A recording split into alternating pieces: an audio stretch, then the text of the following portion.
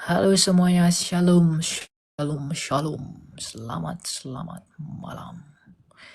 Kita bertemu lagi ya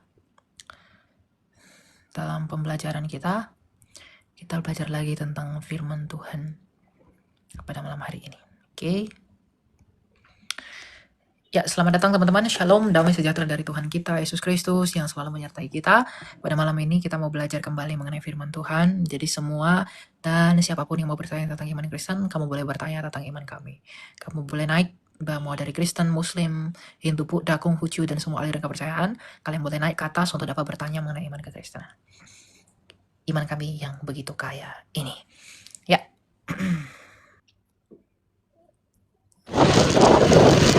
Halo, selamat malam.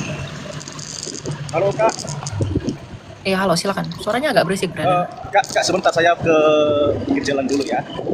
Sebentar. Iya,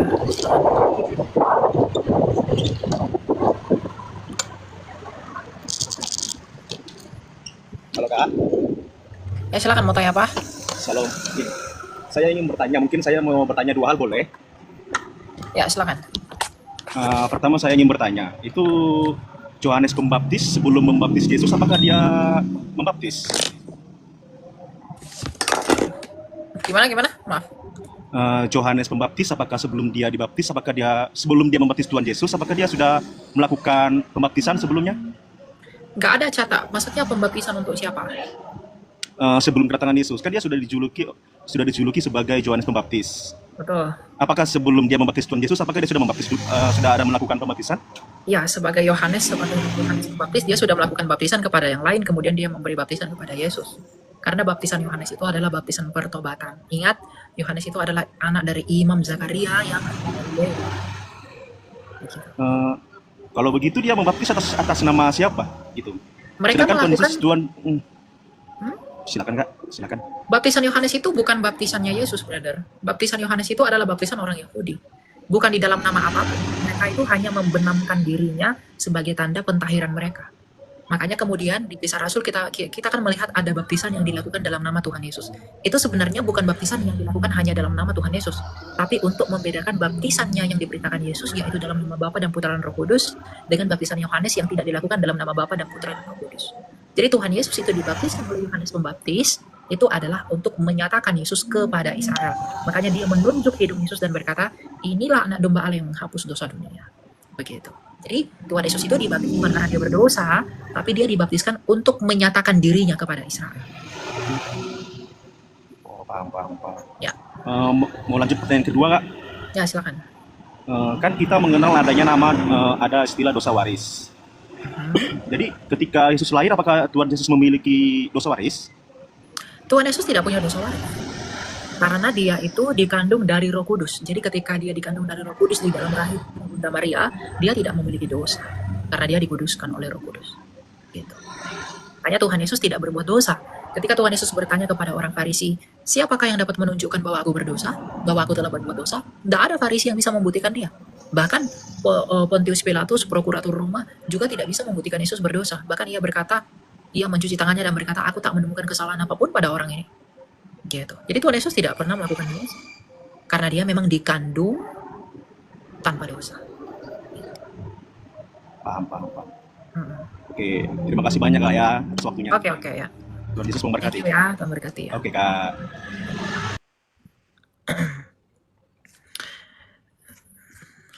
Boleh tanya ya, siapa aja yang mau naik ke atas. Boleh bertanya, sangat diperkenankan teman-teman. Malam ya, boleh. Ya silakan. Halo Kak, salam. Ya salam. Ini Kak, di dalam doktrin predestinasi itu kan kita diajarkan bahwasannya sebelum dunia dijadikan, Allah sudah memilih sebagian orang untuk diselamatkan dan sebagian juga tidak diselamatkan. Begitu ya Kak? Kemudian pertanyaan saya. Salah, itu enggak begitu.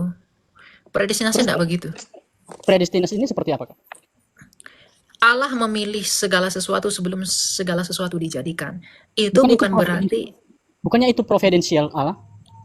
Iya, itu providensi Allah, kedaulatan Allah, tapi kedaulatan Allah tidak melanggar kodratnya yang ada pada dirinya sendiri, yang ia aminkan melalui ciptaannya. Kalau predestinasi ini berbicara tentang apa? Predestinasi berbicara tentang pemilihan Allah secara pasif. Jadi ketika dikatakan dipilih sebelum dunia dijadikan, itu tidak berbicara Tuhan itu mencomot-comot yang satu dengan yang lain, lalu yang satu dipilih, yang lain tidak dipilih, bukan. Tetapi pengetahuan Tuhan mendahului peristiwa itu. Tuhan tahu siapa aja yang akan selamat, yang akan menerima Yesus. Tuhan tahu siapa aja yang akan meresponi panggilannya untuk percaya kepada Yesus. Maka pengetahuannya itu pasti terjadi. Dia tahu berapa jumlah yang akan masuk dalam kerajaannya. Dia tahu berapa banyak jumlah yang menolak kerajaannya itu. Tetapi bukan berarti Tuhan yang membuat mereka menolak, bukan Tuhan yang telah membuat mereka untuk menerima. Tuhan itu memilih semua orang melalui Yesus Kristus dan pewartaan kepada dunia. Pemilihan Allah itu dinyatakan melalui Yesus Kristus. Allah memilih dunia ini itu melalui Yesus Kristus. Makanya dalam Yohanes 3 ayat 16 dikatakan, karena begitu besar kasih Allah akan dunia ini sehingga ia mengaruniakan anaknya yang tunggal. Ayat Alkitab yang lain juga berkata, Allah mengkehendaki agar semua orang diselamatkan. Jadi Tuhan itu mau semua orang itu diselamatkan. Dan bagaimana caranya Allah memilih manusia itu? Melalui Yesus. Tapi masalahnya tidak ada yang mau, banyak orang yang tidak mau dipilih dengan menolak Yesus. Begitu. Jadi pemilihan Allah itu dilakukan melalui Yesus Kristus. Jadi kalau kita menolak Yesus Kristus berarti artinya kita tidak mau dipilih. Bukan berarti Tuhan mencomot-comot kita. Ada yang satu dipilih, ada yang satu enggak. Enggak begitu. Oke, Kak, terima kasih. Ya. Oke ya, jadi kita dalam iman Kristen tidak ada yang disebut dengan takdir-takdir seperti dalam keimanan lain ya. Predestinasi itu adalah pemilihan Allah secara pasif, bukan pemilihan Allah secara aktif. Jadi Allah tuh tidak pernah memilih orang untuk binasa, tuh tidak pernah teman-teman. Ya, Allah itu mau agar semua orang tuh diselamatkan. Gitu. Malam ya, jangan lupa teman-teman tap-tap layar ya, tolong ya. Saya tidak minta uang kalian, saya nggak minta harta kalian. Saya hanya minta kalian Selamat malam Kak Elia. Ya malam, silakan. Mau tanya apa? Ya malam, silakan. Mau tanya apa? Ini kali Elia mau tanya, Hmm? bisa jelaskan kali kayak apa di agak susah juga untuk memahami yang soal Allah Tritunggal yang Maha Kudus. Oke. Apa yang kamu sulit pahami dari Tritunggal itu? Karena aku kan pernah nonton videonya yang Kak Elia yang Allah Bapa, habis itu putranya itu yang dari sabdanya Allah gitu. Tapi agak apa ya Kak Elia, Hmm? kayak masih bingung. Oke. Jadi gini, Allah Tritunggal itu berbicara tentang kebagaimanaan Allah. Ya, jadi Tritunggal itu tidak berbicara tentang berapa Allah, tapi Tritunggal itu berbicara tentang bagaimanakah Allah kita yang satu itu. Allah kita yang satu itu adalah Sang Bapa yang memiliki firman dan roh. Firman itu adalah akal budinya. Firman itu adalah kecerdasannya Bapa. Dan selain memiliki akal budi, Sang Bapa itu juga memiliki roh. Yang oleh roh itu dia menghidupi segala sesuatu. Ayub 33 ayat 4. Jadi Bapa, firmannya Bapa, pikirannya Bapa, dan rohnya Bapa itulah Tritunggal. Kalau Bapa itu adalah Allah, maka firman, pikiran Bapa pastilah Allah, dan rohnya Bapa pastilah Allah. Tapi tidak ada tiga Allah, hanya ada satu Allah. Sama seperti kamu. Kamu punya tubuh, kamu punya pikiran atau firman, kamu punya roh. Kalau tubuhmu manusia, pasti firmanmu dan rohmu juga manusia. Tapi apakah ada tiga manusia? Tidak, hanya ada satu manusia. Makanya dalam iman Kristen Tritunggal itu kita percaya tiga realita, satu hakikat. Ada realita Bapa, ada realita firmannya Bapa, ada realita rohnya Bapa, tapi hanya ada satu Allah. Kenapa hanya ada satu Allah? Karena Bapa itu adalah Allah, maka firmannya Bapa itu dan rohnya Bapa itu pastilah Allah. Tapi tidak ada tiga Allah, hanya ada satu Allah. Begitu.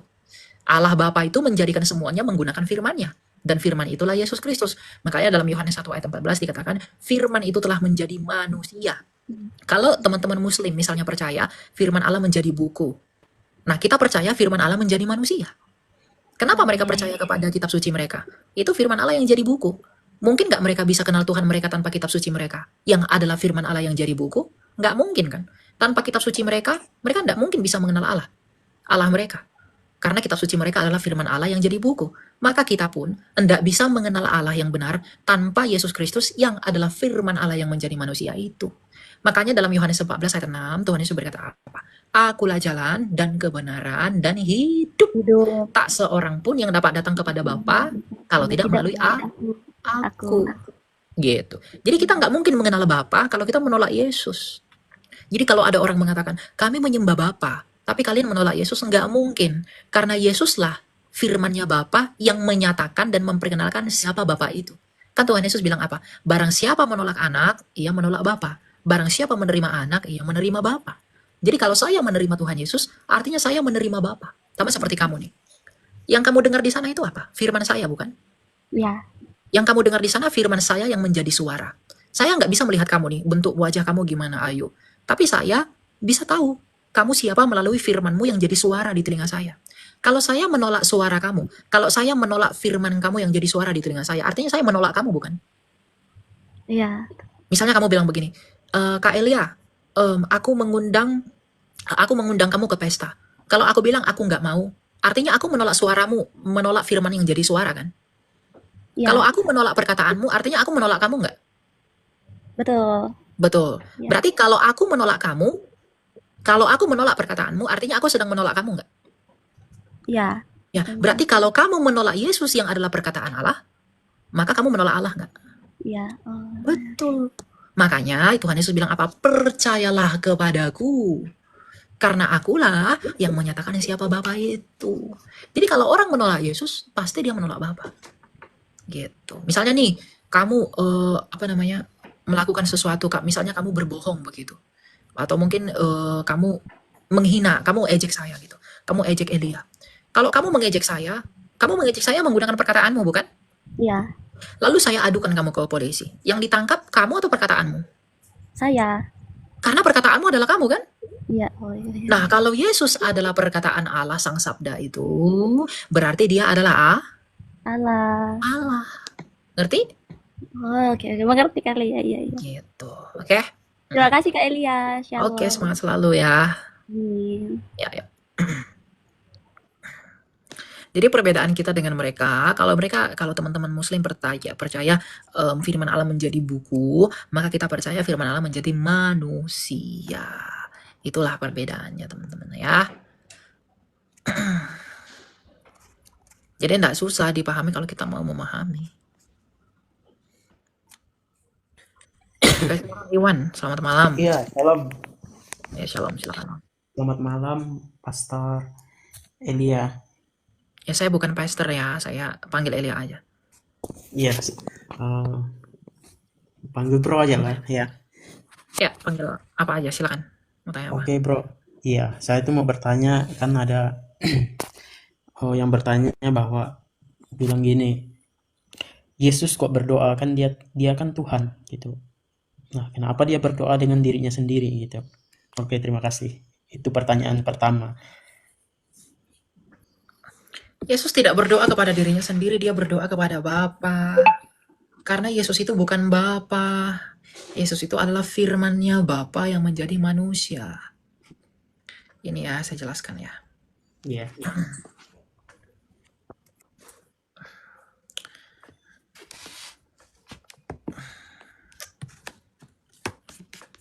Ini saya belakang kamera dulu. Nih, kamu perhatikan ya. Iya, oke. Ini adalah Allah yang esa adalah Bapa. Di dalam Bapa dia memiliki firman atau ilmu atau pikirannya. Di dalam Bapa dia memiliki rohnya, yaitu Roh Kudus. Nah, Yesus itu adalah firman-Nya Bapa yang menjadi manusia. Ketika dia berinkarnasi menjadi manusia, maka disebut namanya Yesus. Karena arti nama Yesus itu adalah Allah keselamatan. Maka ketika dia menjadi manusia, berarti Yesus ini punya dua kodrat. Dia adalah Allah karena dia adalah firman-Nya Bapa yang adalah Allah. Dia adalah manusia karena dia menambahkan kodrat kemanusiaan. Dia berdoa kepada Bapa dalam keadaannya sebagai manusia ini. Dia berdoa kepada Bapa. Jadi dia tidak berdoa kepada dirinya sendiri. Karena dia adalah firman. Dia berdoa kepada Bapa. Begitu. Paham? Jadi, bentar, Pastor. Oke. Oh, jadi Bapak ini, Yesus ini adalah Bapak juga berarti? Bukan. Yesus adalah firman-Nya Bapa. Apakah firman ini adalah Bapa? Enggak. Firman ini adalah pikirannya Bapa. Bapa ini realita ya. Iya. Kamu harus tahu, Bapa ini realita, bukan nama. Jadi kalau firmannya Bapa adalah Bapa, rohnya Bapa adalah Bapa, bukan. Bapa ini adalah Allah, maka firmannya Bapa pastilah Allah, rohnya Bapa pastilah Allah. Oke. Yesus itu adalah firman-Nya Bapa yang jadi manusia. Dan dalam keadaannya sebagai manusia ini dia berdoa kepada Bapa. Jadi Tuhan Yesus tidak berdoa kepada dirinya sendiri. Dia berdoa kepada sumbernya, yaitu Sang Bapa. Oke, jadi yang menurut pastor ini berarti berbeda dong antara Yesus dan Bapa gitu atau Emang gimana? berbeda, betul. Berbeda. Tapi ada yang mengatakan bahwa ya Bapa itu ya Yesus, Itu salah. Firman itu ya Bapa gitu. Itu salah Jadi itu. Itu pengajaran yang salah itu. Tidak ada Yesus itu adalah Allah Bapa, bukan, itu salah. Itu pengajaran yang udah dikutuk oleh gereja, itu ajaran sesat. Yesus adalah anak, bukan Sang Bapa itu.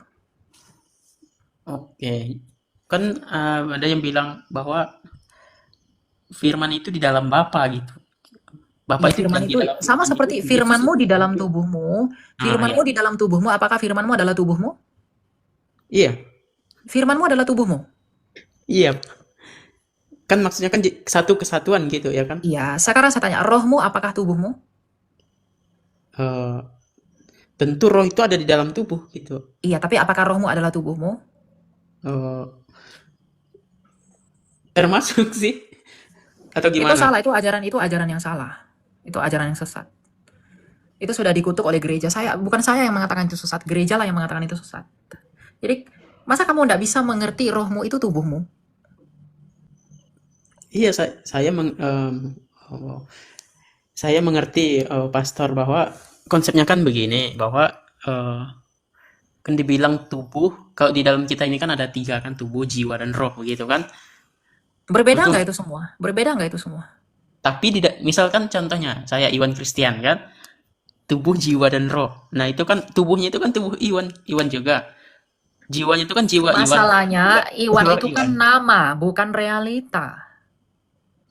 Saya tadi bilang Bapa itu adalah realita, bukan nama. Nah, oke. Berarti kalau Bapa itu realita, Yesus realita, Roh Kudus realita, itu realita yang berbeda tapi satu hakikatnya sebagai Allah. Sama seperti tubuh saya itu bukan pikiran saya. Tubuh ya tubuh. Tubuh bukan roh saya. Saya punya tubuh, saya punya pikiran atau firman, saya punya roh, tapi hanya ada satu manusia. Begitu. Jadi Bapa itu adalah Allah, firmannya Bapa dan rohnya Bapa pasti Allah. Itu nggak cocok kalau tubuhmu Iwan, rohmu juga Iwan, jiwamu juga Iwan. Wong Iwan itu nama, Bapa itu bukan nama. Jadi nggak benar analogimu, itu salah. Gitu. Karena tubuhmu bukan firmanmu, firmanmu bukan rohmu. Maka Bapa bukan firman atau anak, yaitu Yesus, dan Bapa juga bukan Roh Kudus. Tapi Bapa, Anak, dan Roh Kudus satu Iya. hakikat sebagai Allah. Begitu. Berarti Yesus dan Bapa ini tidak satu kesatuan kah? Atau bagaimana? Tidak satu realita, tapi satu hakikat. Makanya dikatakan 3 hipostasis. Hipostasis itu artinya realita konkret, tapi satu usia, satu hakikat. Begitu. Jadi tidak ada satu pribadi itu tidak ada, satu realita itu tidak ada. Ada 3 realita, satu hakikat Allah. Jadi bukan semisal. Jadi kalau ini Tuhan Yesus berdoa kepada Bapa, berarti dia tidak berdoa dengan dirinya sendiri, tapi kepada Bukan, Bapa. dia berdoa kepada Bapa. Iya. Nah, itu kan kalau kita lihat kan secara apa namanya? Tubuh jasmani kan pada waktu itu. Dia berdoa kepada Bapa ketika dia berinkarnasi menjadi manusia. Sebelum dia menjadi manusia pun dia udah berinteraksi dengan Bapa. Makanya Tuhan Yesus berkata apa? Engkau Bapa permuliakanlah aku dengan kemuliaan yang kumiliki di hadiratmu sebelum dunia ada. Jadi Bapa dan Yesus itu sudah mengasihi sejak kekekalan. Karena Yesus itu di dalam Bapa. Dan kasih itu adalah relasi. Jadi Bapa mengasihi Yesus sejak kekal, Yesus mengasihi Bapa sejak kekal di dalam Roh Kudus. Jadi Roh Kudus inilah yang mengaliri kasih Bapa kepada anak, anak kepada Bapa. Makanya disebut dengan perikoresis. Allah Tritunggal itu. Karena kasih itu relasional. Makanya bagaimanapun Allah itu harus Tritunggal. Allah itu nggak bisa nggak Tritunggal. Kalau dia mengatakan Allah itu kasih, maka Allah itu harus Tritunggal. Kalau Allah itu nggak Tritunggal, berarti dia bukan kasih. Karena kasih itu relasi, bukan substansi. Jadi kalau ada orang mengatakan Allahnya kasih tapi tidak Tritunggal, itu salah. Justru Allah itu harus Tritunggal untuk membenarkan pengajaran bahwa Allah itu kasih. Kalau dia bukan Tritunggal, lalu dia dibilang Allahnya adalah kasih, lalu siapa yang dia kasihi sejak kekekalan? Tidak ada kan? Berarti dia membuang banyak kasih dalam kemubaziran. Gitu. Oh ya, oke, satu lagi Pastor. Yang waktu saya kan pernah nonton di videonya Pastor Elia kan yang bilang bahwa Isa itu bukan Yesus begitu. Betul. Isa dalam Islam tuh bukan Yesusnya kami. Berbeda. Berarti bagaimana dengan orang yang biasa bilang Isa itu ya Yesus gitu. Oh, itu orang yang salah. Enggak Oke, ada oke. Isa itu adalah Yesus kalau Isanya diambil dari Alkitab. Kalau Isanya diambil dari kitab suci agama lain, dalam hal ini misalnya kitab sucinya Islam, itu salah. Isanya Islam bukan Yesusnya Kristen. Karena apa? Sejarahnya, latar belakangnya, historinya semuanya berbeda. Bahkan bertentangan. Misalnya Yesus hidup di zaman apa, Isa dari kitab suci Muslim itu berasal dari mana, itu berbeda. Jadi Yesus Kristus dalam Alkitab bukanlah Isa Al-Masih dalam Al-Quran. Tapi Yesus Kristus dalam Alkitab adalah Isa Al-Masih dalam Alkitab. Jadi kalau sumbernya dari Alkitab, mau Yesus, mau Isa, mau Yesus, mau Yeshua, mau Yehosua, mau Iso, itu sama. Tapi kalau sumbernya udah dari kitab suci agama lain, itu tidak pernah sama. Sama seperti Bambang di Jakarta bukanlah Bambang yang ada di Jerman. Elia yang di Jakarta bukanlah Elia yang di Manado. Meskipun namanya sama, karena sumbernya berbeda. Elia itu sumbernya di Jakarta satu.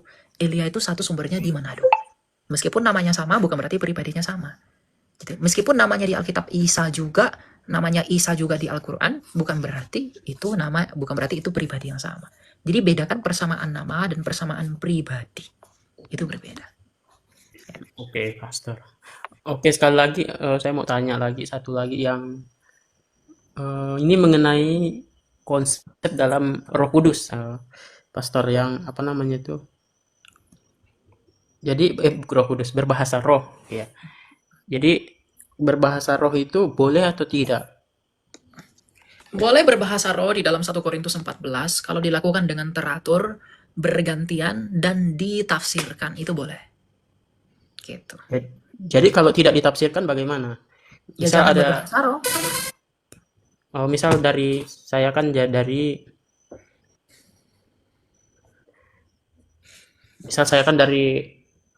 apa namanya Kristen karismatik kan, itu kan percaya bahwa adanya berbahasa roh begitu.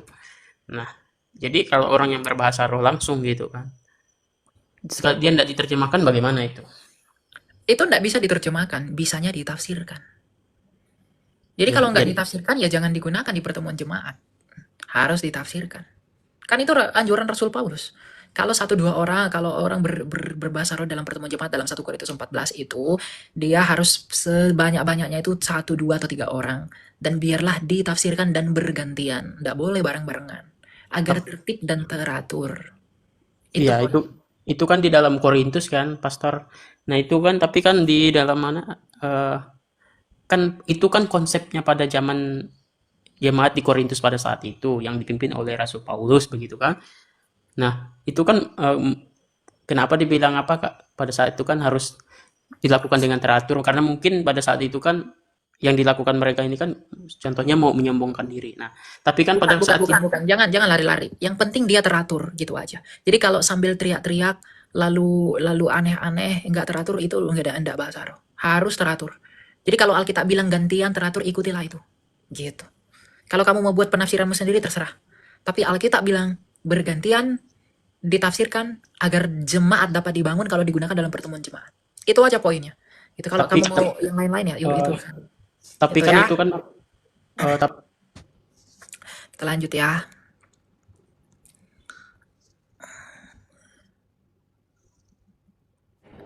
Ya, silakan Ian JR Gaming. Selamat malam. Ya, selamat malam. Ya, silakan. Ya, maaf Kak, saya Kristen Kak. Ya, mau tanya apa, brother? Ya, Ya, silakan mau tanya apa? enggak Kak, maksudnya saya Kristen diturunin aja Kak, saya Kristen. Oh, oke. Thank you ya. Kita lanjut yang lain.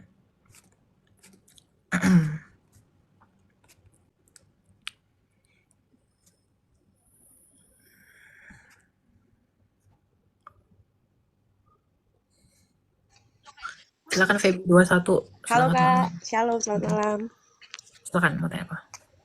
Gini Kak, tadi kan saya udah dengar yang Kakak jelaskan soal Tritunggal. Nah, tapi saya ada dapat pengertian dari beberapa orang yang berbeda Kak. Nah, Tritunggal itu tiga pribadi ya Kak? Iya, Tritunggal itu disebut tiga pribadi, itu karena masalah penerjemahan. Dari kata hipostasis, kemudian dalam bahasa Latin disebut persona. Tapi apakah pribadi di sana itu seperti pribadi manusia? Bukan. Dia disebut pribadi karena dia aktif dan hidup. Bukan berarti seperti tiga orang yang diikat jadi satu, bukan. Dia disebut pribadi yang pertama dia aktif, memiliki kesadaran, dan juga hidup. Jadi karena Bapa itu hidup, maka firmannya Bapa pun hidup. Rohnya Bapa pun hidup. Kalau Bapa ini aktif mengasihi, maka firman di dalam dia pun harus aktif mengasihi, dan roh di dalam dia pun aktif mengasihi. Makanya disebut tiga pribadi. Bukan seperti tiga orang. Gitu.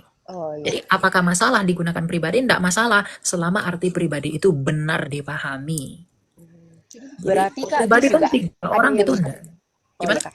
Terus ada yang bilang juga nanti kalau ketika mereka kembali menjadi satu di surga, ketika mereka kembali ke surga, maka itu bukan jadi satu orang tapi tetap jadi tiga pribadi Kak. Salah ya? Dari kekal memang udah tiga pribadi.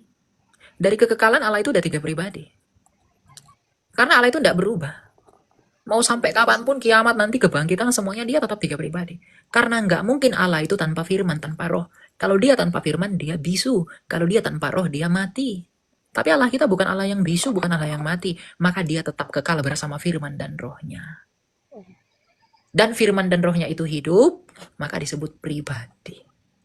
Kak, kan juga katanya kalau Tritunggal ini hakikatnya sama, ya kan? Satu, ya. Namun kalau memang hakikatnya itu sama, mengapa Yesus itu dipanggil dengan sebutan anak? Ya tadi dijawab. Anak itu kan gelarnya dia. Iya, udah tadi dijawab. Oh, iya. Karena realitanya dia adalah ini. Kenapa dia disebut anak? Karena dia sudah kekal di dalam Bapa, seolah-olah dia diperanakkan. Maka ketika dia keluar dari Bapa, maka seolah-olah dia diperanakkan, maka disebut anak. Sama seperti Elia telah melahirkan ide yang cemerlang. Maka ketika saya melahirkan ide, apakah ide saya itu karena hasil kawin-mawin? Bukan kan? Anak tangga. Apakah anak tangga itu berarti tangga itu beranak? Bukan. Tapi Yesus Kristus disebut anak Allah karena dia sejak kekal di dalam Allah, dan ketika ia keluar dari Allah seolah-olah dilahirkan maka disebut anak. Itu dalam budaya orang Yahudi. Jadi bukan berarti karena Allah itu kawin seperti pemahaman orang lain, Allah kita itu kawin lalu kawin punya anak. Enggak begitu. Karena Allah kita itu genderless, enggak punya gender. Makanya dia enggak kenal kawin mengawin. Gitu loh, ya. Jadi dia disebut anak karena dia adalah firman yang menyatakan siapa Bapa, dan ketika dia keluar dari Bapa seolah-olah dilahirkan, maka ketika ia seolah-olah dilahirkan maka disebut anak. Karena setiap yang dilahirkan itu adalah anak. Ide yang saya lahirkan itu anak saya karena keluar dari saya. Gitu. Oh, Ya. iya Kak. Kak, berarti kalau yang mereka bilang Allah datang berinkarnasi ke dunia itu benar atau salah ya Kak? Kalau untuk Firman Allah yang telah berinkarnasi menjadi manusia. Gitu. firman. Tapi itu benar kan Kak, kalau kita pakai kata berinkarnasi? Soalnya ada yang Betul, bilang inkarnasi itu kan dari kata Latin incarni. In itu di dalam, karni itu daging. Karnivora itu kan pemakan daging. Jadi inkarni di dalam daging, makanya Tuhan Yesus itu adalah firman yang di dalam daging. Gitu. Become a flesh, sarske eginito. Dia di dalam daging. Kak, aku masih sedikit bingung yang pas kalau dibilang nanti ketika mereka sudah kembali ke surga, maksudnya kayak udah di surga, itu tetap maksudnya kayak tiga pribadi itu menunjukkan satu orang atau tiga pribadi memang tiga orang maksudnya kayak ada orang tiga gitu Kak? Bukan. Allah itu nggak bisa kamu lihat. Jadi disebut tiga pribadi bukan nanti di langit bumi baru kamu melihat ada tiga orang, tuh nggak ada. Bapa itu nggak kamu lihat. Wong padahal Alkitab berkata Allah itu terang. Allah itu terang, dan Allah itu tak terhampiri, dan Allah itu kasih. Gimana kamu melihat kasih? Kamu nggak mungkin melihat kasih, kamu nggak mungkin melihat terang. Yang kita lihat nanti itu hanyalah Yesus Kristus. Kita nggak bisa melihat Roh Kudus, kita nggak bisa melihat Bapa. Kita melihat Yesus dalam keadaannya sebagai manusia itu. Kita nggak bisa melihat yang lain-lain. Gitu. Dan mereka tetap satu dalam relasinya yang adalah kasih itu. Jadi nanti kamu nggak akan lihat tiga orang, wong dia nggak punya Bapa, itu nggak punya tubuh. Yang punya tubuh itu adalah firman yang menjadi manusia yang disebut Yesus Kristus. Roh Kudus nggak punya tubuh. Dia nggak punya tubuh. Jadi nanti di langit bumi baru kita itu tidak akan melihat Bapa, kita nggak akan melihat Roh Kudus.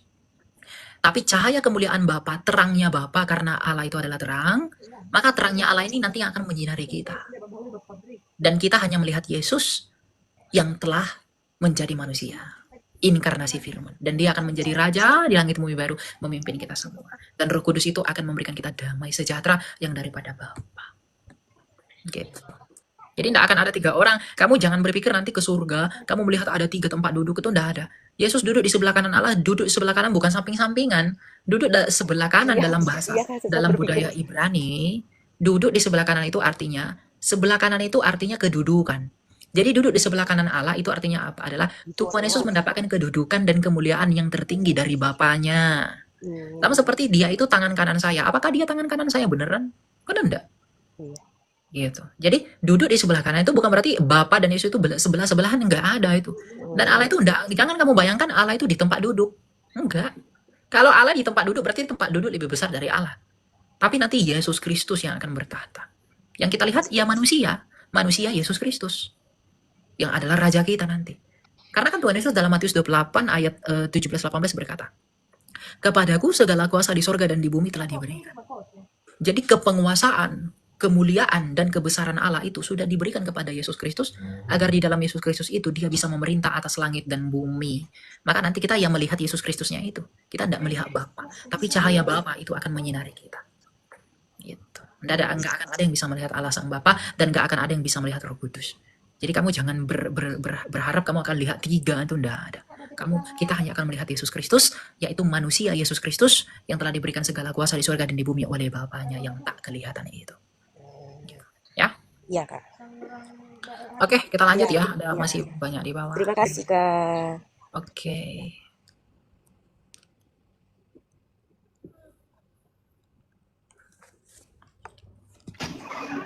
Ya silakan bikin pusing. Selamat. Kalau Mas, Ya silakan. Mau tanya apa Pak? yang masih mengganjal dari teologi Trinitas itu bagi saya adalah tentang selain perikoresis adalah hipostatik union ya. Nah, hipostatik union itu kapankah Yesua itu memiliki kesadaran bahwa dirinya Allah dan dirinya manusia? Kapan dia memiliki kesadaran itu? Kalau dia memiliki kesadaran tentang keduanya, maka ada suatu saat dia menggunakan mode kealahannya dan mode kemanusiaannya. Bisa jelasin nggak? Kapan Tuhan Yesus dia sadar tentang kemanusiaannya? Ya ketika dia berinkarnasi menjadi manusia. Dia benar-benar di dalam kitab Ibrani dikatakan, imam besar kita bukanlah imam besar yang tidak turut merasakan kelemahan-kelemahan kita. Tapi ia malah jadi sama seperti kita, hanya saja dia tidak berdosa. Jadi hipostatik union yang ada dalam Kristus itu, kita tidak tahu pada saat kapan dia sadar sebagai manusia, pada saat kapan dia sadar sebagai ilahi, kita tidak tahu itu. Tapi kita percaya dan beriman, di dalam satu pribadi Kristus yang adalah firman Allah itu, dia punya 2 natur. Makanya kita percaya 2 kodrat Yesus Kristus. Dia punya natur ilahi dan dia punya natur manusia. Begitu. Dan natur ilahinya itu yang berkuasa menyelamatkan kita, dan natur ilahinya itu berkuasa menyelamatkan kita melalui natur kemanusiaannya itu. Gitu.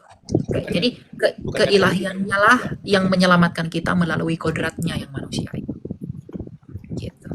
Oke, bukankah dengan begitu ada potensi di mana Yesua melakukan sebuah penipuan bahwa ketika dia sakit ternyata dia tidak benar-benar sakit karena dia sedang menggunakan mode ilahinya.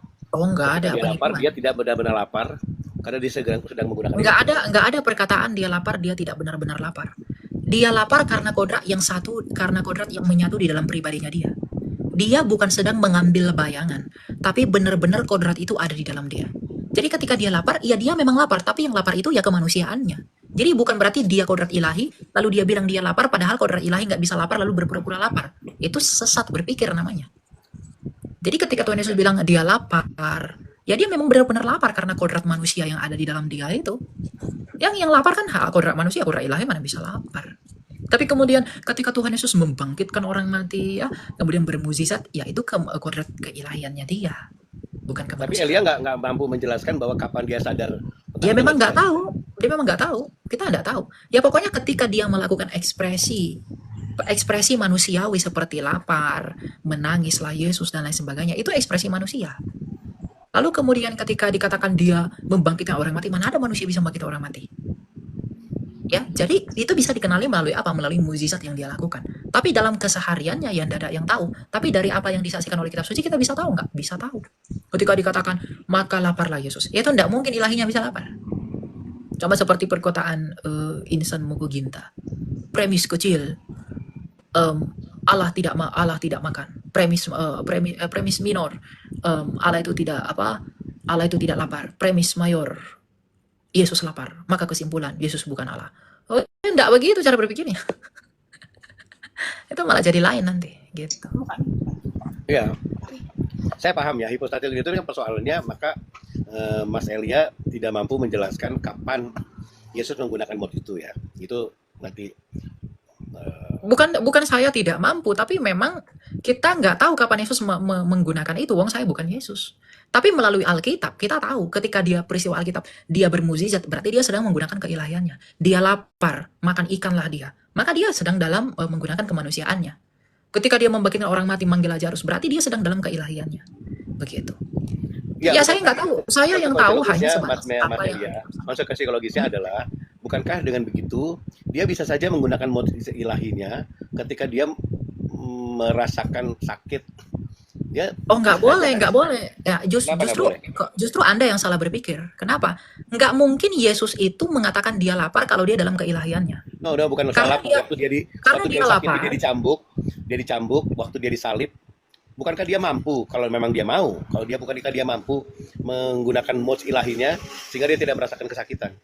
Betul, dia memang mampu. Bahkan dia berkata begitu kepada Petrus. Emang kamu pikir saya nggak bisa memanggil malaikat untuk menolong aku?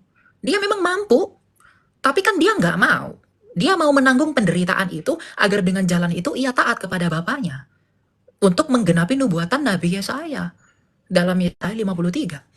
Penyakit kitalah yang ditanggungnya. Jadi kalau dia memang mau menanggung penyakit kami yang adalah penderitaan itu, ya dia harus memang benar-benar merasakan itu.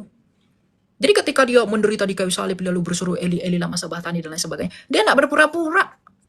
Karena sebelumnya dia udah bilang ke Petrus, aku bisa menyelamatkan diriku, tapi aku tidak mau. Aku rela merasakan itu. Demi apa? Demi kasihnya itu. Baik, secara logika, bukankah hipostatik non itu mengecilkan peran Roh Kudus? Karena saya lihat Roh Kudus adalah 100% ilahi, 100% manusia. Lalu Roh Kudusnya di mana, Mas Elia? Loh, enggak, itu tidak mengecilkan. Karena karya Allah nyatakan melalui firman-Nya. Inkarnasinya Yesus kan itu berkaitan dengan apa yang mau Allah lakukan itu. Dan Roh Kudus memampukan Kristus. Sama seperti saya melakukan segala sesuatu itu oleh firman saya. Dan untuk menyukseskan apa yang saya lakukan, hidupnya saya yang adalah rohnya saya juga terlibat di dalam saya. Satu kehendak di dalam saya. Tapi yang mengeksekusi itu adalah firman, idenya saya yang saya jadikan menurut kehendak saya. Maka Allah pun ketika dia mau menyelamatkan manusia, maka yang menjadi manusia itu adalah firman-Nya sendiri yang ada di dalam dia. Itu tidak mengkerdilkan. Justru itu membuktikan bahwa Allah kami itu hidup.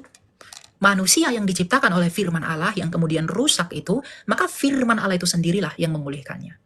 Sama seperti ketika saya membuat suatu baju ya, cap baju bercap. Ketika cap baju, saya menciptakan sebuah baju di iPad saya.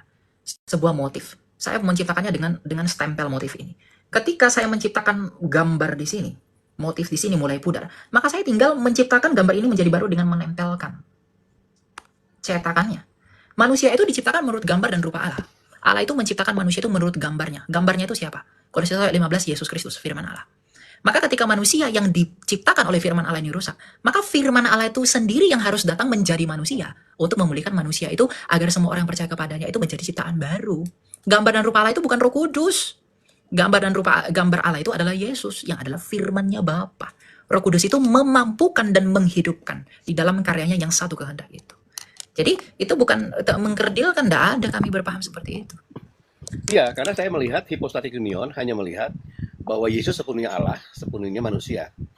Lalu ketika semua keajaiban yang dilakukan di mata kita, kita memahami bahwa Yesus, keilahian Yesus lah yang melakukan itu.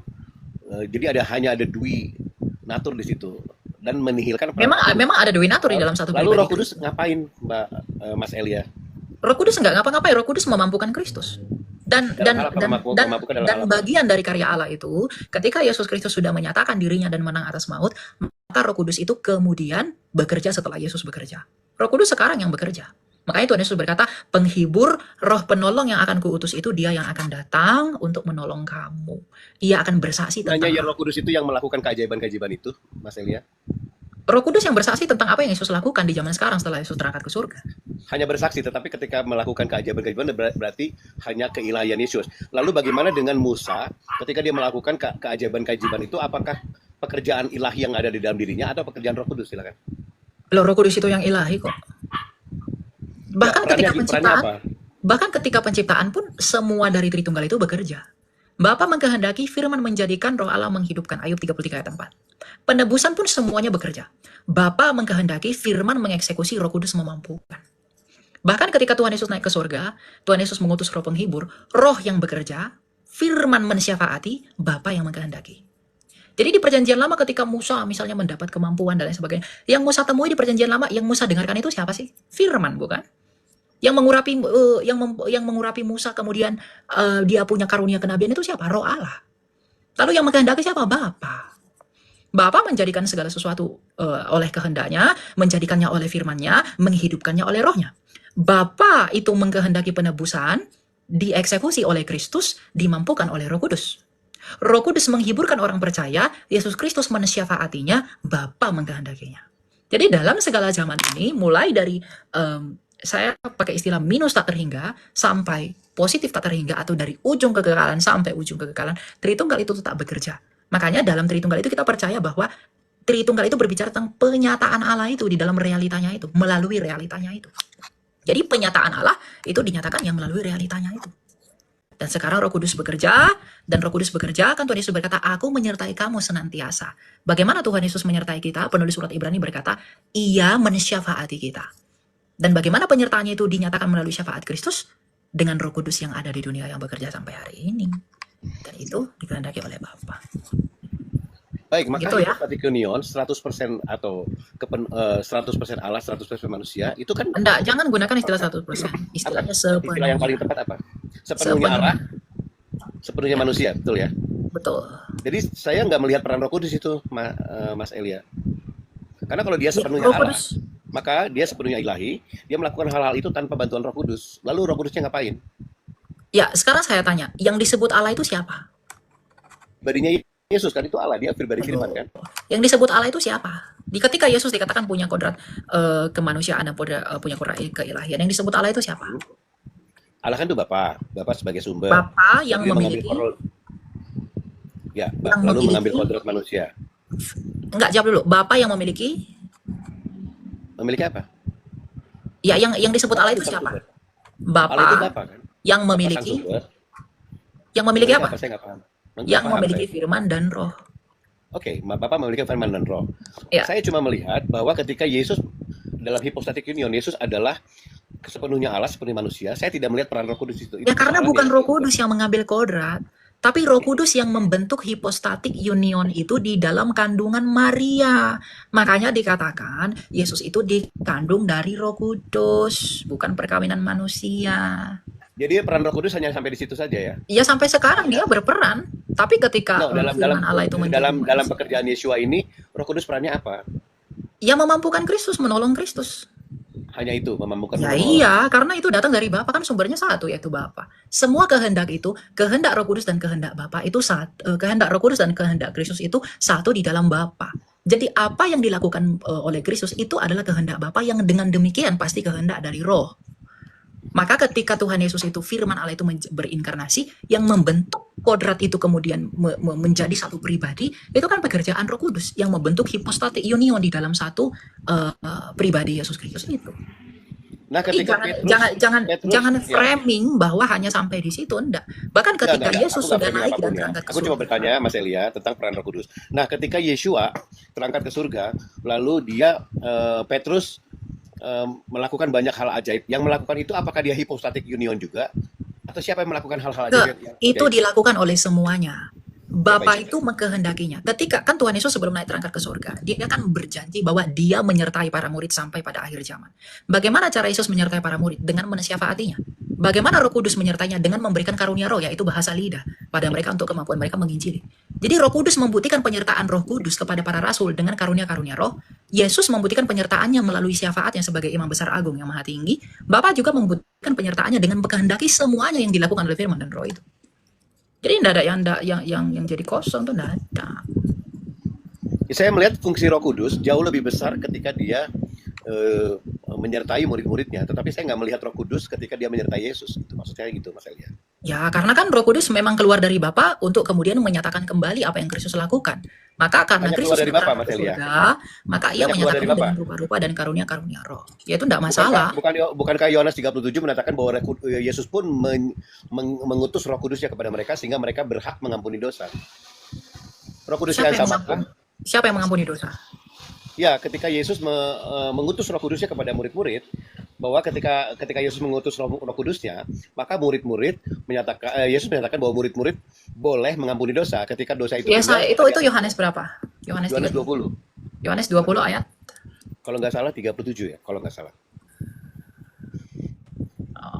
Agak rancu di sini kan karena perseteruan antara ortodoks dan Ayat Katolik. 23, jikalau kamu mengampuni dosa orang, dosanya diampuni. Jikalau kamu menyatakan dosa itu apa dosa tidak. Betul. Jadi Tuhan Yesus memberikan, kan Tuhan Yesus juga kan pernah berkata, apa yang kamu ikat di dunia, itu akan terikat di surga. Apa yang kamu lepaskan di dunia, itu akan terlepas di surga. Jadi perkataan Tuhan Yesus itu harus dipahami dalam pola pikir dan perspektif orang Yahudi tentang otoritas. Jadi Tuhan Yesus ini memberikan otoritas kepada para muridnya melalui Roh Kudus, Itu bahwa apakah Roh Kudus yang sama dengan Roh Kudus yang dimintakan oleh Yesus dalam Yohanes 14? Dia meminta Roh Kudus kepada Bapa. Apakah Roh Kudus yang sama? Ini kan persoalan Roh di Kudus mana itu ortodoks satu, dan Roh Kudus itu Kristen. satu, tapi ini kan tentang pekerjaannya yang berbeda dan kapan dinyatakan kan. Kan itu bertahap pernyataannya. Makanya dikatakan setelah genap waktunya. Ada waktu-waktu yang memang sudah pada ini masanya maka dinyatakan. Makanya Tuhan sendiri pun berkata kepada Daniel, meneraikanlah hal-hal ini karena pengetahuan akan bertambah dan satu persatu akan disingkapkan. Jadi memang ada waktunya. Ketika Tuhan Yesus mengutus rohnya yang kudus, kemudian penghibur yang datang untuk memberi kesaksian tentang Kristus, itu belum ia berikan ketika ia masih bersama dengan para muridnya. Tapi ketika ia sudah pergi meninggalkan muridnya dalam artian kemanusiaannya tidak lagi tampak di bumi ini, tapi ia sudah kembali kepada Bapaknya, maka Roh Kudus itu menampakkan pekerjaan itu kembali melalui rupa-rupa dan karunia-karunia roh itu. Gitu. Bukankah ini warisan persoalan yang dialami Ortodoks dan Katolik, bahwa Katolik merasa bahwa Roh Kudus itu diutus baik oleh Bapa juga oleh Yesus Kristus, sementara Ortodoks mengatakan bahwa Roh Kudus itu hanya diutus oleh Bapa. Yang mana yang benar, Mas? Nggak ada Katolik dan Ortodoks berperang karena masalah pengutusan. Skisma kan dimulai dari situ. Masalah filioque itu adalah sumber dari roh itu. Dan gereja Katolik mengatakan Roh Kudus itu keluar dari Bapa dan dari Putra. Gereja Timur mengatakan Roh Kudus keluar dari Bapa tetapi dinyatakan melalui dan dialiri melalui Putra. Saya pikir tidak ada masalah dengan itu.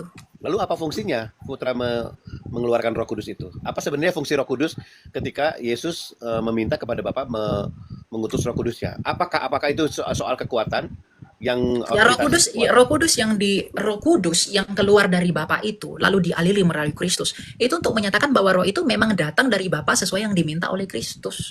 Makanya Tugasnya dialiri apa, melalui Mas Elia? Kristus. Bagaimana? Tugasnya apa sih? Ya untuk menguatkan para murid dan memeteraikan mereka menjadi milik Kristus. Keajaiban-keajaiban, bukan? Ya apapun itu, apa yang dikehendaki oleh roh itu bukan hanya keajaiban. Mereka tetap berjuang di dalam iman mereka kepada Kristus bahkan menjadi martir. Itu pekerjaan Roh Kudus yang mempertahankan mereka. Menguatkan mereka di tengah penganiayaan gereja. Jika soal keajaiban, bukankah Roh Kudus juga bekerja melalui Yesus dalam soal keajaiban-keajaiban itu? Makanya saya katakan dalam segala hal yang dilakukan oleh oknum Allah Tritunggal, itu semuanya bekerja. Hanya saja dinyatakan melalui realita tertentu. Misalnya mengenai mukjizat, Tuhan Yesus menghidupkan orang mati. Apakah hanya realita firman yang melakukan itu? Enggak. Roh Kudus juga melakukan itu di dalam Kristus. Bapa juga melakukan itu di dalam Kristus. Hanya saja dinyatakan melalui Kristus. Sama seperti, apakah yang menyelamatkan manusia itu hanya firman Allah? Bukan. Bapa menyelamatkan manusia. Roh Kudus juga menyelamatkan manusia. Firman Allah juga menyelamatkan manusia. Hanya saja dinyatakan melalui firman itu.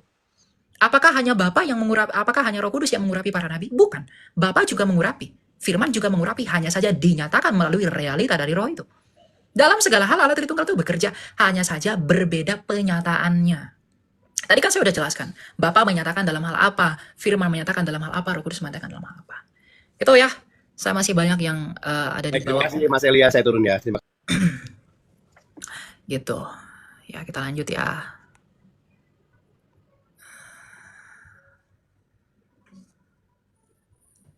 Siapa ini? Putri Adelia. Silakan Putri, selamat malam. Halo? Putri? Loh, Putri kok namanya? Kok suaranya Putra? Ini Putri nggak ada ya? Oke, kalau gitu kita lanjut ya. Wah, banyak banget nih yang mau naik nih. Wah, 100 orang ya.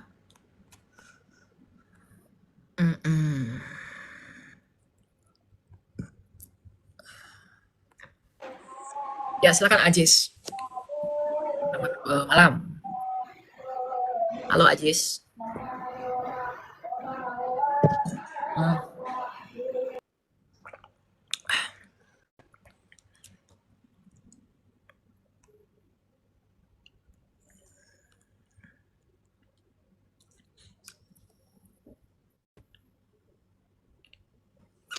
Ini apa ini? Kalau naik ke atas cepet di ini ya teman-teman ya. Jangan lupa tap layar ya. Kalian itu bagian kalian.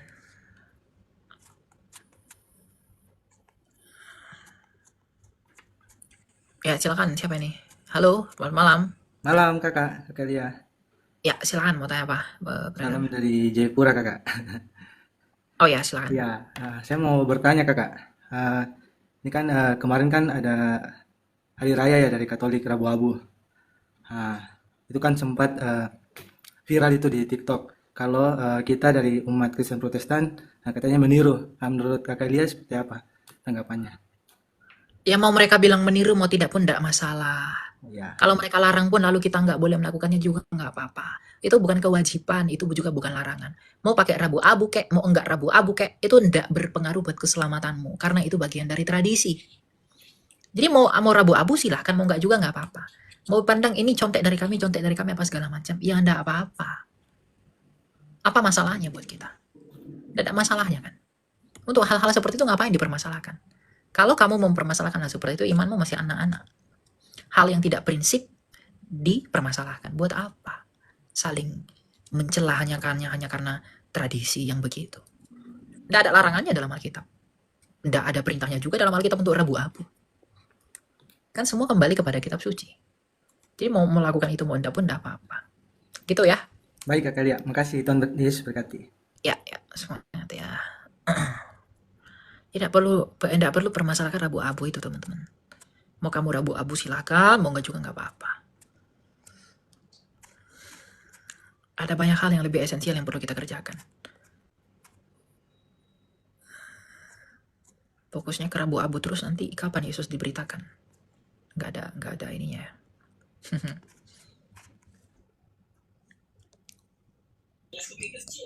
Silakan. Salam.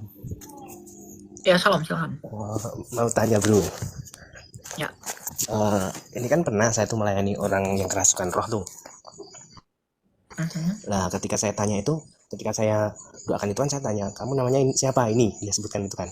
Nah, apakah roh yang orang mati itu kayak saya buka Alkitab ya, di Pengkhotbah 7 ayat 17.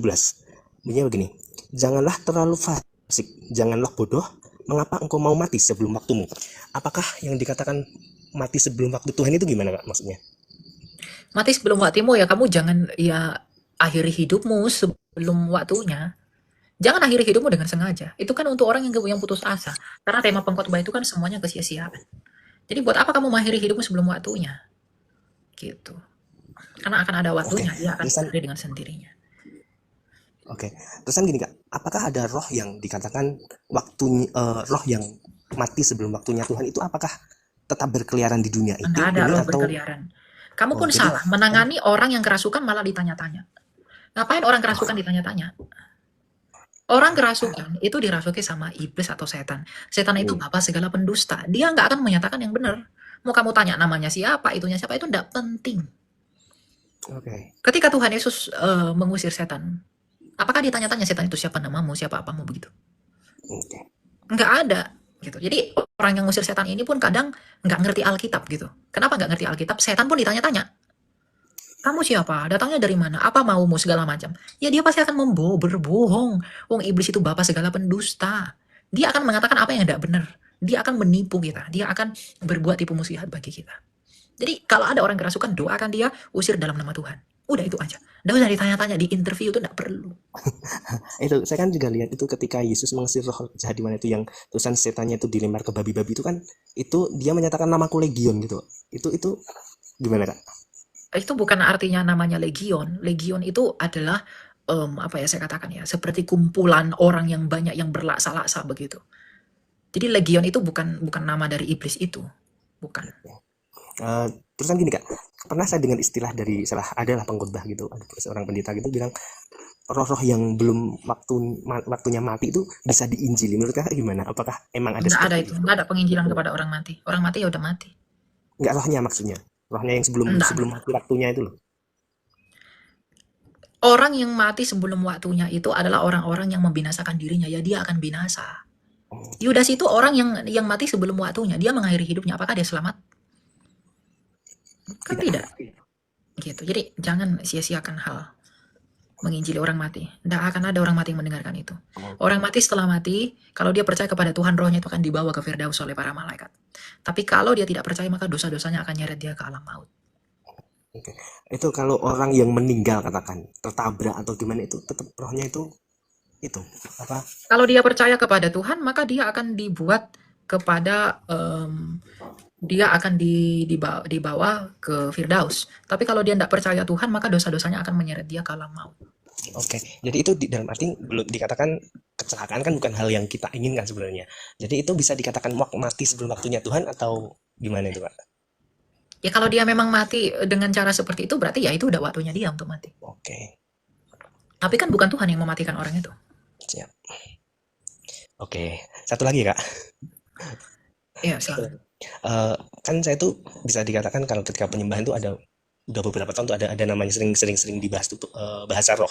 Dan ketika saya berbahasa roh itu saya juga kadang sadar kan, saya kok mengucapkan seperti ini. Kemudian saya tuh baru paham artinya tuh menjelang mungkin 1-2 tahun, enggak 1-2 tahun juga sih ya. Beberapa waktu kemudian baru tahu artinya itu gimana Kak? Apakah itu tetap gimana? Harus ditafsirkan waktu itu juga. Oh enggak berjangka gitu. Enggak. Makanya dikatakan kalau orang berada dalam 1 Korintus 14 ayat 13, kalau orang berbahasa roh, biarlah dia berdoa agar kepadanya diberi karunia untuk menafsirkannya. Kalau digunakan dalam pertemuan jemaat, ya gunakan tafsirnya di situ hari itu juga. Kamu gunakan yang lain, terus orang yang dengar itu lalu tidak datang lagi gimana? Oke. Gitu. Makanya bahasa roh itu adalah hal yang paling krusial, yang paling banyak dibelok tafsirkan di zaman sekarang. Saya tidak menolak bahasa roh, saya terima bahasa roh, tapi harus sesuai dengan prinsip Alkitab dong. Jangan seenaknya dicampur-campur sesuai keinginan hatimu. Jangan melakukan ACGC gitu. Kalau Alkitab bilang tertib, ya udah tertib gitu. Jangan menjadi sandungan. Ada yang sampai jingkrak-jingkrak, lari sana, lompat sini. Roh apa itu? Oke. Ada sampai teriak-teriak, ketawa-ketawa, itu apa itu? Gitu. Ya, jadi prinsip Alkitab tuh Allah itu kudus. Kekudusan Allah itu teratur, dia itu tertib. Dia tuh tidak membuat orang-orang itu akan tak karu-karuan, tidak terkontrol. Makanya buah dari roh itu adalah penguasaan diri. Orang yang dipenuhi Roh Kudus bisa menguasai dirinya. Bukan malah jingkrak sana, jingkrak sini, lari sana, lari sini, itu tidak boleh. Lalu kemudian ada orang yang seperti itu mengaku dipenuhi oleh Roh Kudus. Menurut Alkitab itu tidak Roh Kudus. Ya. Jadi saya bukan orang yang anti bahasa roh, tapi bahasa roh yang bagaimana dulu. Karena jangan kamu memuaskan keinginanmu, tapi banyak orang tersandung. Itu buat apa? Oh, itu kan perasaanku kepada Tuhan. Itu kan begini-begini kepada Tuhan. Itu perasaanmu. Kalau itu menyandung orang bagaimana?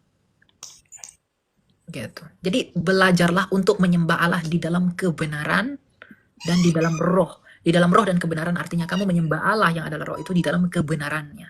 Bukan di dalam ketidakbenaran. Ikuti aja prinsip Alkitab. Itu aja. Tidak usah buat-buat yang baru-baru yang lain-lain. Oke, siap. Terima kasih Kak. Maaf ya Bapak ya. Oke. Ya, terima kasih Tuhan Yesus berkati. Thank you ya. Ya kan banyak orang di bawah ini yang tidak suka sama pernyataan saya. Ya tidak apa-apa, kok tidak suka tidak apa-apa. Saya datang bukan mau menyukakan hatimu. Oh dia kan tidak mengalami apa segala macam, ya terserah. Bukan pengalaman saya atau pengalaman kamu yang jadi sumber kebenaran. Alkitab yang jadi sumber kebenaran. Kalau Alkitab bilang begini begitu lalu kamu menyeleweng, ya kamu salah menurut Alkitab. Jangan bebal. Kalau kamu tetap bebal itu urusanmu lah. Saya tidak mau menghabiskan waktu dengan orang bebal. Suka ndak suka urusan kamu. Saya kesini bukan mau senangkan telingamu.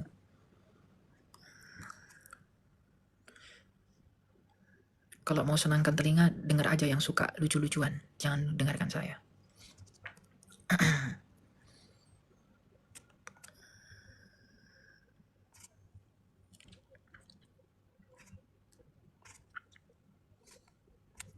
Ini siapa tadi yang menaik ya?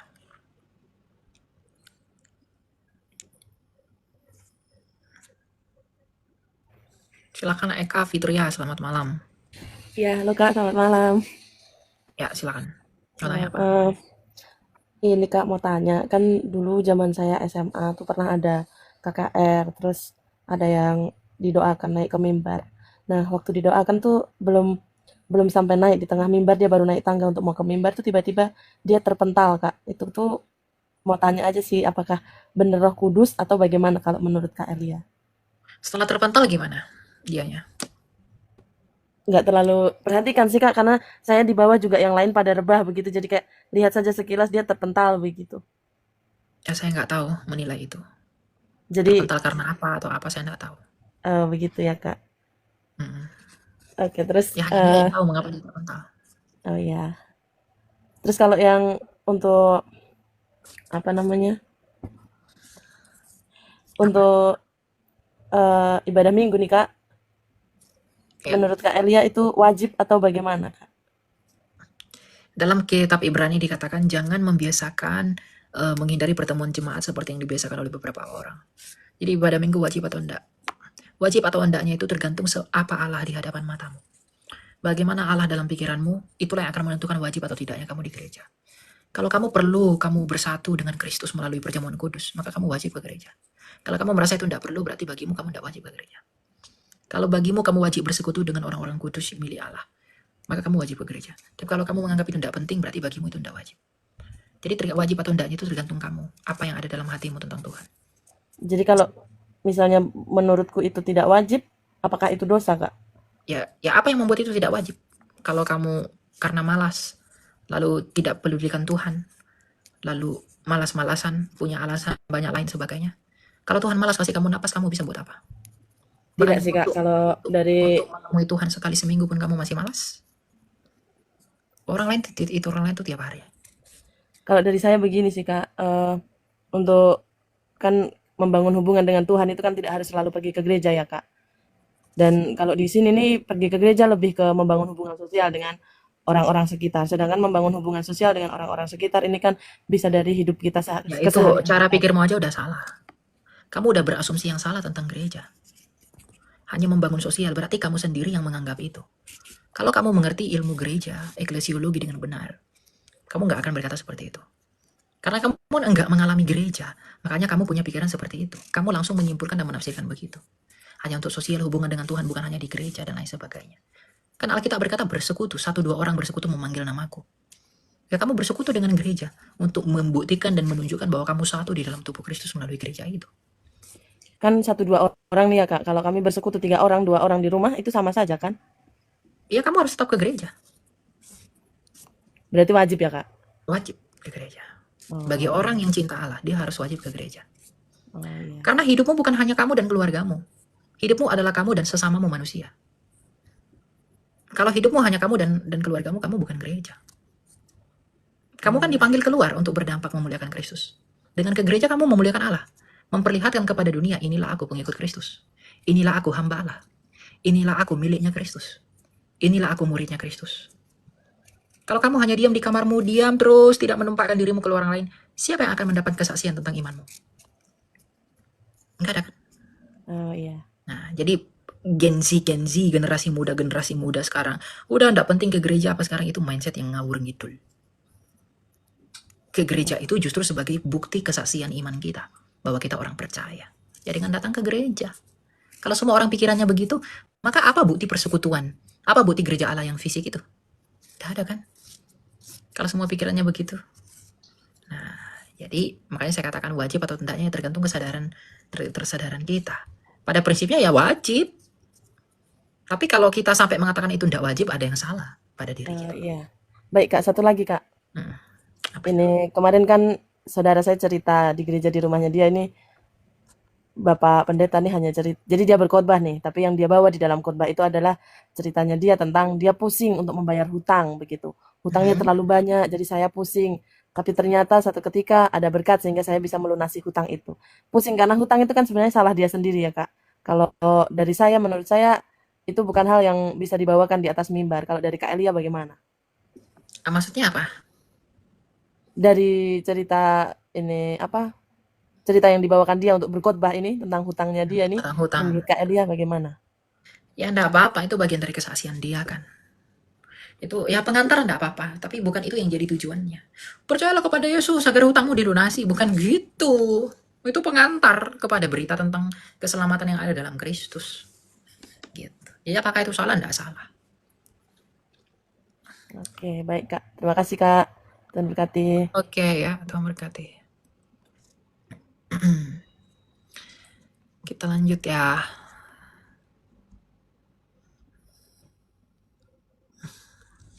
Jadi wajib atau enggak ke gereja? Ya wajib lah.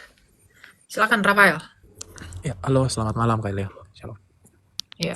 Ya, saya izin bertanya. Jadi kan ketika nanti kita meninggal itu kan ada usia-usia misalnya kayak dari bayi, terus anak-anak sampai dewasa. Nah, nanti kan di hari penghakiman Tuhan Yesus kan akan datang untuk kedua kalinya sebagai hakim yang adil kan. Yang ingin saya tanyakan adalah apakah nanti ketika orang-orang tersebut yang sudah meninggal itu umurnya akan kembali lagi pada saat mereka meninggal? Misalnya mereka meninggal pada saat itu umur 76 tahun, nanti dibangkitkan kembali 76 tahun atau seperti apa? Itu sih Kak. Tidak ada catatan Alkitab yang jelas mengenai hal itu. Tapi menurut tradisi gereja di timur, semuanya akan kembali pada usia 33 tahun setengah. Jadi anak bayi mati, anak orang tua mati 70 tahun, anak bayi mati 9 tahun, semuanya akan kelihatan seperti usia 33 tahun setengah, seperti usia Tuhan Yesus ketika pergi ke surga. Itu menurut tradisi. Alkitab tidak ada menjelaskan itu hanya tradisi saja. Gitu. Oh ya baik. Satu lagi Kak. Jadi di daerah saya ini kan ada apa ya kalau bilang, ada ibu-ibu dia tuh kayak diberi anugerah penglihatan gitu Kak. Nah jadi kalau misalnya ada orang yang ada kayak pergumulan gitu datang ke ibunya untuk minta didoakan. Nah jadi di dalam doa itu biasanya ibunya tuh bilang tuh kayak dia tuh kayak berbuat itu loh Kak.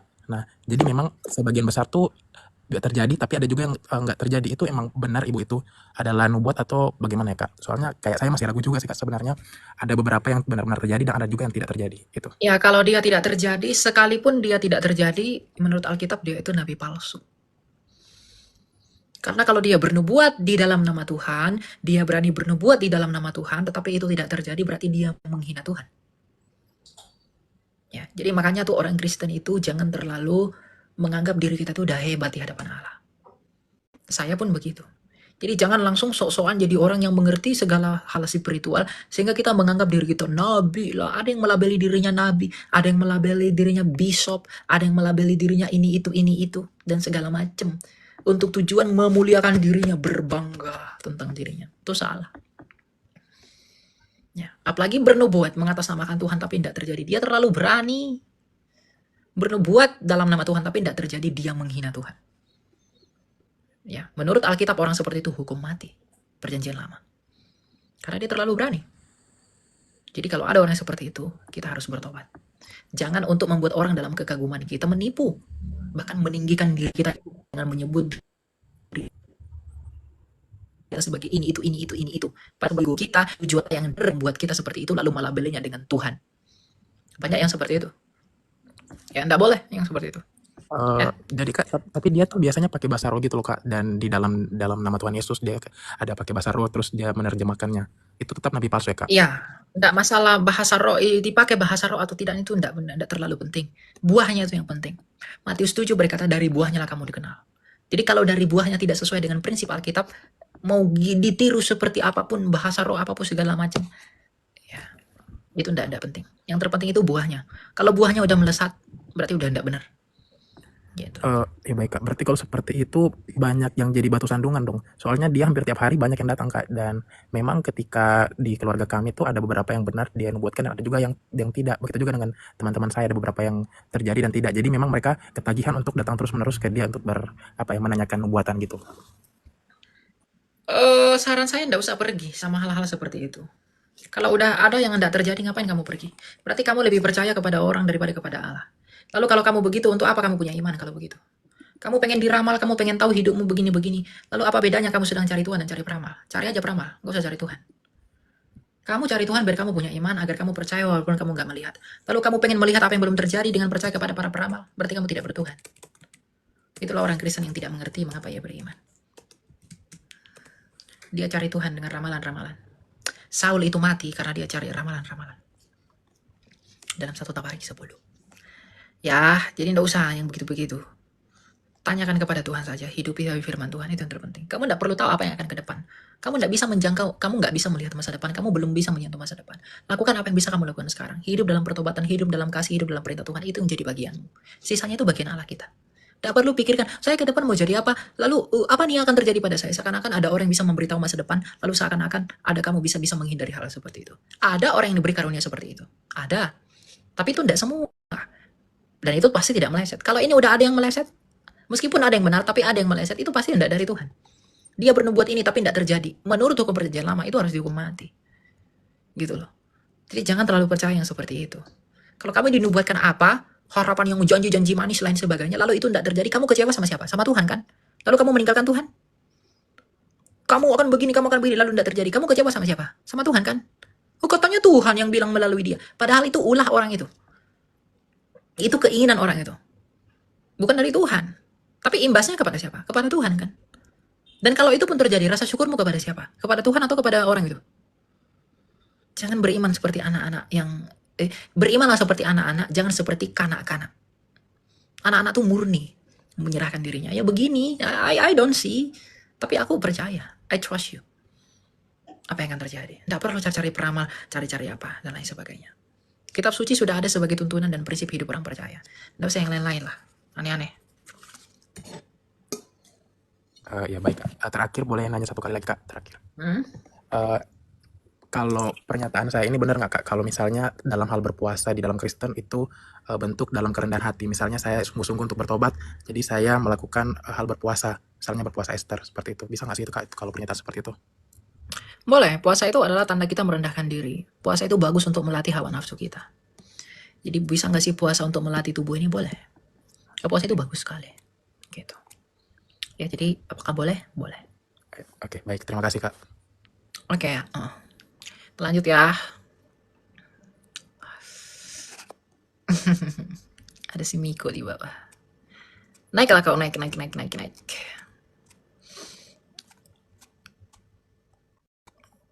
Ya, jadi puasa itu bagus teman-teman buat melatih tubuh kita. Terus semakin bisa dapat menguasai diri itu boleh, bagus. Silakan bintang apa nih?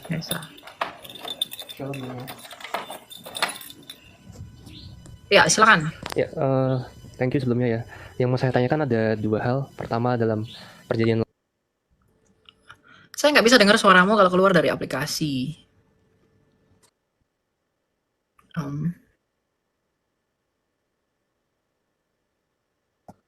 Disebut tegar tengkuk, di situ kan Allah mau membinasakan. Nah, tetapi Musa berbicara kepada Allah untuk mengingat janjinya kepada Abraham, Ishak dan Yakub, dan di situ disebutkan bahwa Allah menyesal.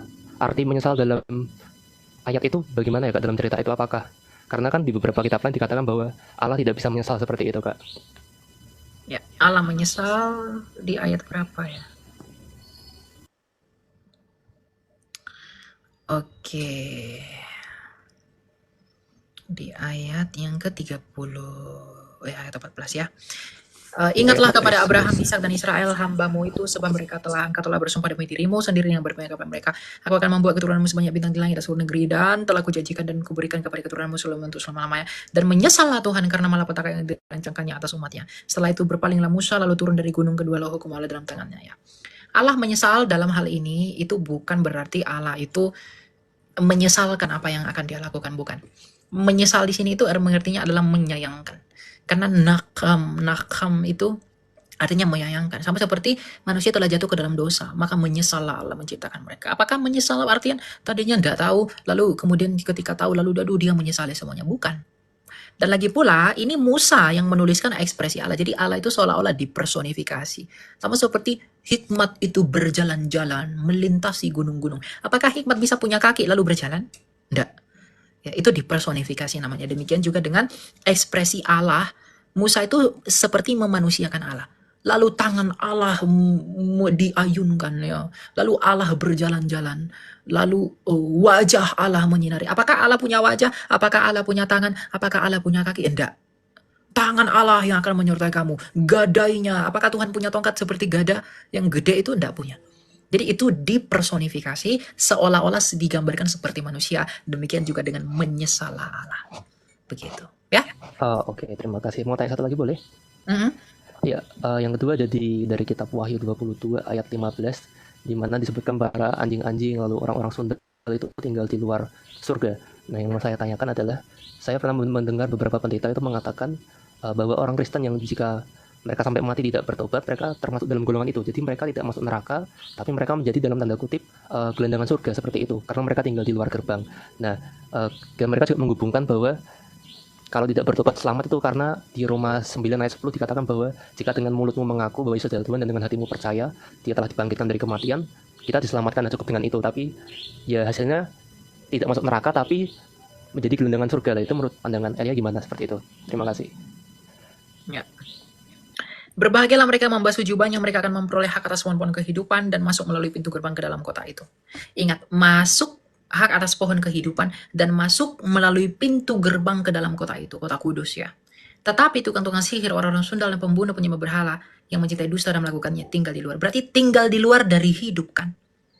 Di luar hidup itu apa? Yang kematian tadi ya. Hah? Kematian, kebinasaan. Ya udah. Baca dong ayat 14-nya. Di luar dari kehidupan maksudnya. Ya mati. Oke, ya karena kadang ada yang bilang beberapa pendeta itu bahwa hanya cukup tadi Kak, dengan di ayat yang di kitab Roma mengaku bahwa Yesus adalah Tuhan lalu percaya telah dibangkitkan dari kematian. Mengaku Yesus hanya Tuhan itu juga tidak hanya dengan mulut tapi juga dengan tindakan. Itu maksudnya. Percaya itu pistis, iman itu pistis, mempercayakan dan menjadi seperti apa yang dia percayai. Gitu, ya. Oke, terima kasih. Kita cukup. Tuhan memberkati. Oke. Baik, teman-teman. Oke, sepertinya saya akhiri dulu sampai di sini pada malam hari ini. Terima kasih buat semuanya. Saya harus istirahat, soalnya saya juga tadi baru melayani. Sudah jam 11. Jadi, besok kita akan ketemu lagi. Besok ya, hari apa besok? Hari Kamis ya. Kamis tuh ngapain ya saya ya? Oh, enggak ada. Besok kita ketemu lagi ya malam ya. Besok kita ketemu malam. Kita akan bahas lagi, belajar lagi firman Tuhan. Ya, kita berterima kasih kepada Allah kita yang hidup, karena dia selalu bersama dengan kita. Biarlah dia selalu mengasihi kita. Kita juga selalu berusaha untuk mengasihi Allah di dalam segala tingkah laku dan perbuatan kita. Ya, jadi segala puji dan syukur bagi kemuliaan Allah. Aku mengingat hari yang menakutkan itu. Aku meratapi perbuatanku yang jahat. Dengan keberanian apa ku kan memandang sang hakim? Apakah yang akan ku jawab di hadapan raja yang tak berkebinasaan itu? Maka aku hanya berseru, kasihanilah aku ya Kristus Tuhanku, orang berdosa ini. Hadiahkanlah pertobatan kepadaku sebelum aku mati. Kasihanilah aku ya Kristus Tuhan dan Allahku. Apakah yang kau kejar wahai jiwaku? Apakah yang kau dambakan wahai jiwaku? Mengapa engkau tertawan dengan dunia ini? Dan kau tak melihat orang-orang yang telah mati hanya berdiam dalam petinya dan kemudian dilupakan. Itukah yang kau cari wahai jiwaku? Hadiahkanlah kepadaku pertobatan yang kudus, agar ku bersabda sebagaimana Rasulmu yang mulia bersabda. Aku telah menyelesaikan pertandinganku dengan baik. Amin. Oke, thank you teman-teman. Itu judul lagunya apa Anda ada? Itu lagu ciptaan saya. Asal-asalnya. Thank you ya semua ya. Kita ketemu lagi besok. Tuhan berkati. Terima kasih yang udah tap-tap layar, yang udah lakukan semuanya. Segala kemuliaan hanya bagi Allah kita. Biarlah namanya yang selalu besar, kita yang selalu kecil. Nama yang dimuliakan, biarlah kita memuji dan mengagungkan betapa besar dan rahmat dan kasih setia Allah kita yang mulia itu. Agar di dalam pemberitaan akan namanya yang kudus, kita oleh karena kasih karunia-Nya menjangkau semua orang yang dengan cara itu mereka dapat diselamatkan. Tuhan memberkati. Shalom.